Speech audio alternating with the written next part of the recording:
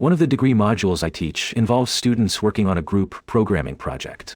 Nothing too elaborate. But the aim of the module is to develop skills they will need if they go on to work in the IT field.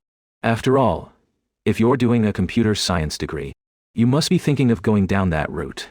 This one student is an absolute entitled nightmare. He uses Gemini for a lot of his work. It really does show. He always pushed back on the written remarks on his work.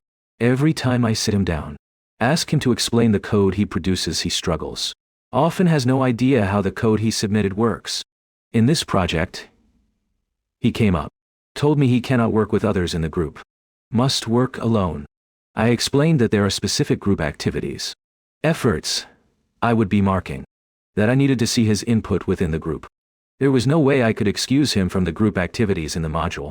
However, I could see he was not going to budge.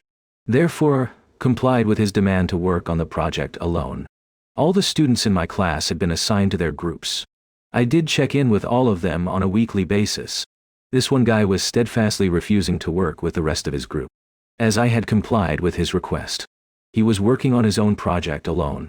In my interim feedback at the end of each stage, I repeated that he really should work with the group. He risked a failing mark for the module. I made sure this feedback was sent to him both in hard copy, also via email with read receipts, which I kept. Cue the end of the module. The submission for marking. Sure enough, the one student submitted a project based just on his own work. Had not engaged with the group he was asked to work with. There were several issues with his project. First, most important was it didn't meet the brief. The code simply didn't do what we asked for. He lost marks for that aspect of the project, as he had not worked with others in the group. He was not awarded any of the group marks allocated for the work, because his code was far away from the specification. I called him in for a viva voce to explain the code. He demonstrated a complete lack of understanding of the code he submitted. More marks dropped. His eventual mark for this assignment was a hard fail. He must now resit the entire module. There is of course one real downside of this whole thing that affects me.